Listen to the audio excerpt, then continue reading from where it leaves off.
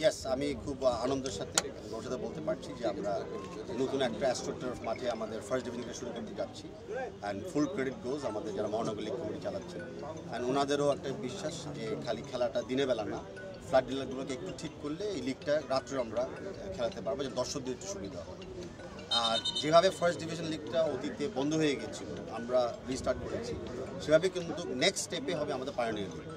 আপনারা জানেন যে আমরা প্রত্যেক ডিভিশনে কিন্তু রেলিগেশন এবং প্রমোশন তো বাংলা ফুটবল লিগ থেকে বিসিএলটা হবে, বিসিএল থেকে এই যখন ফার্স্ট ডিভিশন টিমগুলো পাইপলাইনে যাবে, সেকেন্ড থার্ড করে আমরা পায়োনিয়ারে চলে যাবো। আমরা আমাদের বাফুফে থেকে প্রপার কমিউনিকেশন করে আমরা সবাইকে বুঝিয়ে আমি সক্ষম হব যে এখানে ক্লাবদের বা কোনো দোষ নাই, পরিস্থিতির একটা শিকার আমরা সবাই হয়েছি।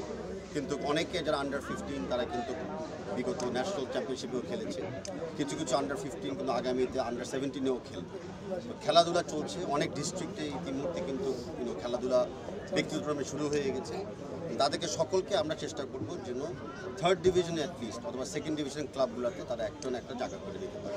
অফকোর্স আমরা আমাদের স্পন্সরের কথা হচ্ছে, সবাই চায় ব্রডকাস্টিং, আমরাও চাই ব্রডকাস্টিং। এটা আমাদের প্লেয়ারদের জন্য ভালো, কারণ আপনারা জানেন যে প্লেয়াররা যখন নতুন কোনো ক্লাবে যায়, বিশেষ করে আন্তর্জাতিক লিগে ট্রাই করে, ওনাদের সিভিতে কিছু থাকে না। তো আমরা ডেফিনেটলি ফার্স্ট ডিভিশন লিগ থেকে শুরু করবো ব্রডকাস্টিং করা।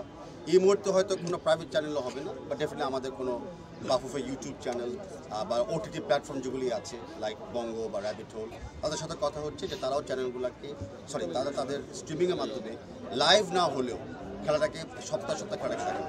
আমরা প্রতিদিন প্রতিটা খেলাতে বাংলাদেশের যে কোনো সময় আমরা একটা নতুন হামজা চৌধুরীকে আমরা আশা করি। আমরা প্রতিটা খেলায় হামজার বিগত গোলের মতো গোল আমরা দেখতে আমরা স্বপ্ন দেখি। অ্যান্ড ফর শিওর যত খেলা বাড়বে, ওই খেলার থেকে যেভাবে আমরা স্কাউটিং করে ভালো ভালো প্লেয়ারদেরকে আরেকটু এলিট একাডেমিতে আমরা নিতে পারবো, যেগুলো অবশ্যই আমাদের খ্যাতিমান। দেখেন না, সব পরিবেশ সবারই খেলতে মন চায়। তা আমরা জাস্ট খুশি যে আমরা যেটা পাই নাই আমাদের খেলার জীবনে বর্তমান প্লেয়ার তারা পাচ্ছে। বাট অ্যাট সেম টাইম বর্তমান প্লেয়ার ডিজার্ভও করে, কারণ খেলার মানও অনেক উন্নতি হয়ে যাচ্ছে, খেলার উপরে কম্পিটিশন যেটা বেড়ে যাচ্ছে। So I am just happy যে আমরা আমাদের খেলা পরিবেশটাকে আমরা উন্নতি করতে পারছি। দেখেন আমরা এখন ভারত ম্যাচ নিয়ে আমরা এখন ফোকাসড আছি। ভারত ম্যাচের আগে আমাদের প্রশিক্ষণের ব্যাপার আছে এবং মেক শিওর করা যে ম্যাচটা ভালোভাবে শুরু এবং ভালোভাবে আমাদের কমপ্লিট হয়।